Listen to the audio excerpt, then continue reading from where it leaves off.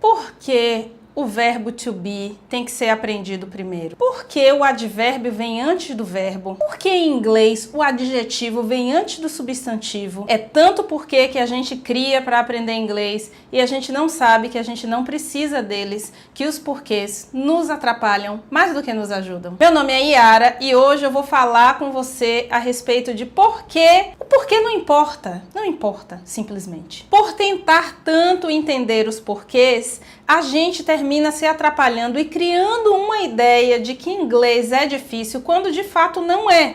Simplesmente você precisa entender que quando você quiser falar garota bonita, você vai falar beautiful girl. Você não precisa pensar que o adjetivo vem antes do substantivo, até porque quando a gente fala, a gente não para pensar em regra. A regra vai atrapalhar a gente mais do que ajudar, porque no inglês falado, no português falado, ninguém para pensar em regra. É bem verdade que de vez em quando a gente pensa em uma regrinha ou outra, isso é super normal, inclusive em português a gente faz isso, mas isso não é um padrão, a gente faz isso de vez em quando.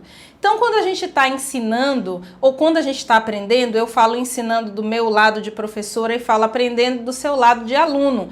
A gente fica se perguntando por que what's going on significa o que está acontecendo. Going não é indo? On não é sobre? Por que what's going on é o que está acontecendo? Mas, de fato, para pensar de que isso importa. O que importa é saber que what's going on é o que está acontecendo e você aprender uma frase. Todas as vezes que você agora precisar falar o que está acontecendo, você vai se lembrar que é what's going on sem precisar saber por que é assim. Eu me lembro que quando eu estava aprendendo inglês, inclusive o what's going on foi uma coisa meio proposital, o meu chefe, ele falava muito what's going on e eu não sabia o que significava. Então, eu um dia perguntei para uma pessoa, ele fala muito what's going on, o que é isso? É o que está acontecendo. Pronto, para mim já foi o suficiente.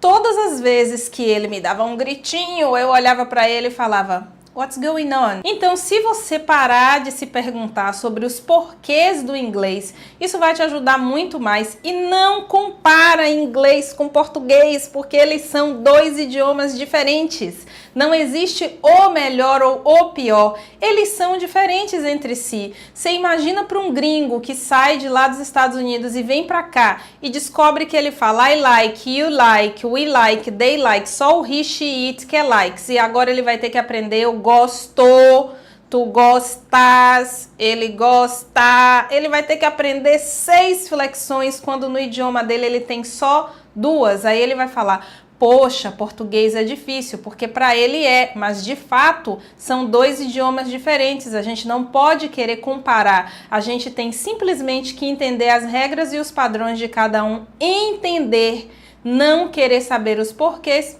e falar, porque depois que a gente se acostuma muito com uma coisa, a gente não para pensar o que vem antes e o que vem depois, a gente simplesmente fala, da mesma maneira que eu estou falando com você agora. Se você gostou desse vídeo, dá o seu like aqui embaixo, não esquece de se inscrever no canal e deixa seu comentário se você tiver alguma dúvida aí. See you next time. Bye bye.